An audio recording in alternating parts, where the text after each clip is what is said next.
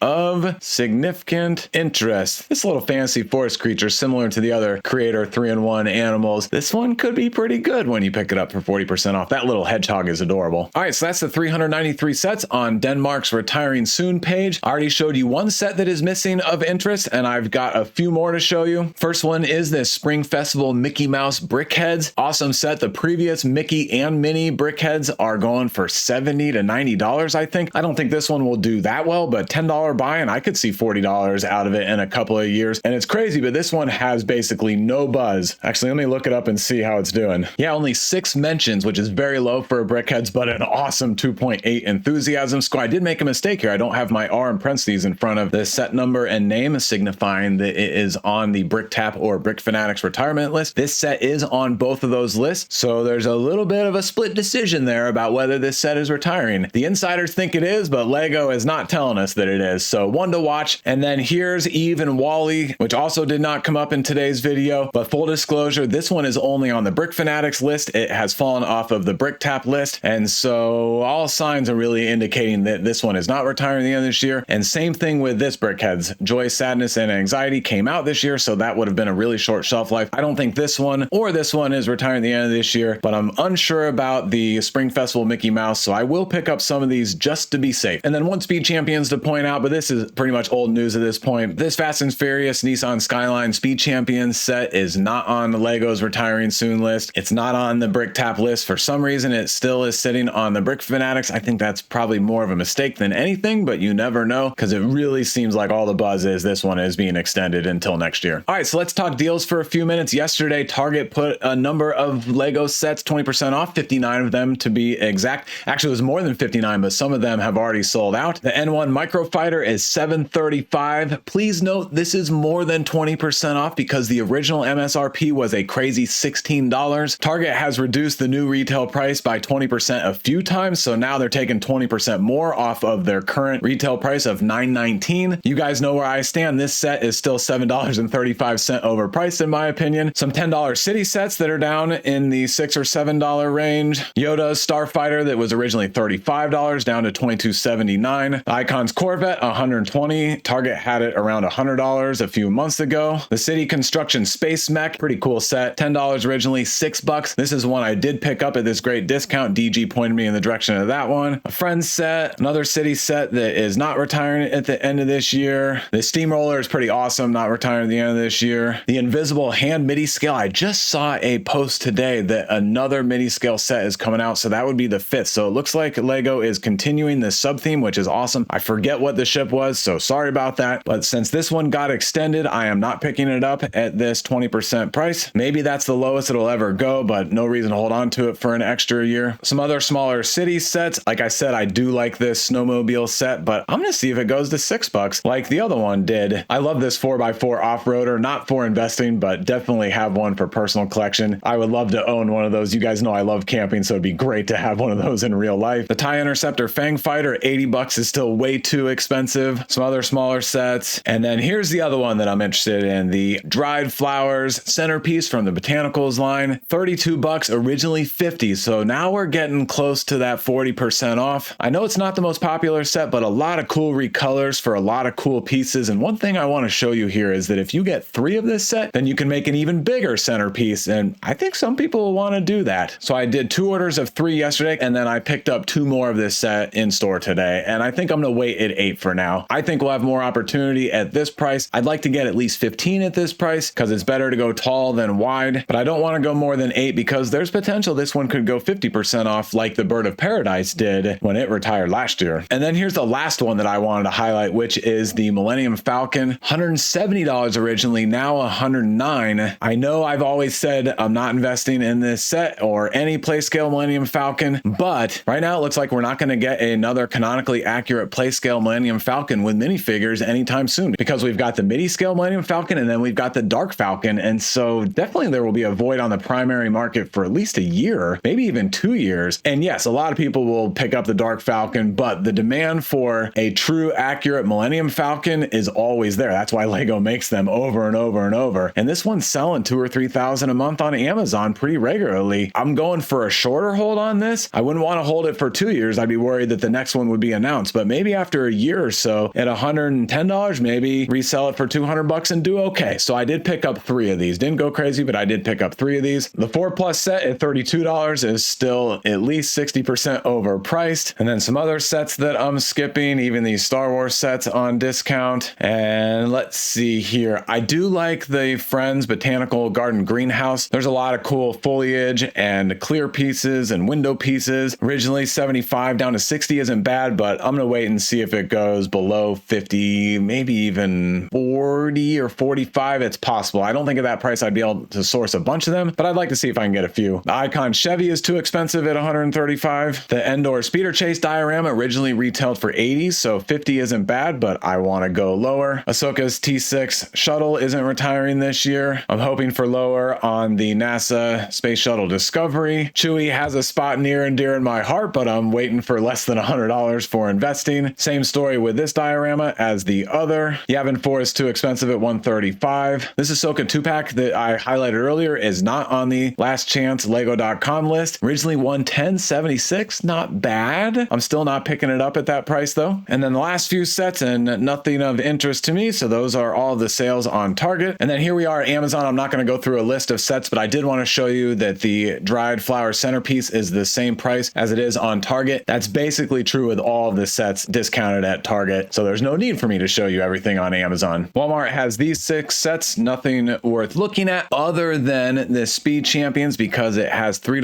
Walmart cash on top. I think you can only get that one time, but now instead of $18, you're $15. Not bad, but I still think it's going to go to 10 to 12 right at the end of the year. And then lastly, Kohl's has a number of sets 20% off, and they are doing a $10 reward on purchases of $50 or more for select Lego sets. I looked through it. I did not find anything of interest. Seems like a lot of work to manage all of this anyways. And I think buying stuff from Kohl's is generally a pain with all the Kohl's cash, and you got to sign up and be a rewards member. And then a lot of times they put the stuff they ship in bags, or if you do in-store pickup, it's all dented up boxes. So I generally don't buy from Kohl's, but there could be some potential here for you. And I just saw this too, $15 Kohl's cash for every $50 spent. So maybe there is something here, but again, for me, I'm not dealing with this. I think there are enough other great deals out there right now. All right, so thanks for watching. Happy shopping out there. I hope you find a bunch of great deals. That's a wrap, and I will see you in the next one. Oh, and don't forget, my videos are for entertainment purposes only. I do not provide financial advice. You got to get that from somebody else.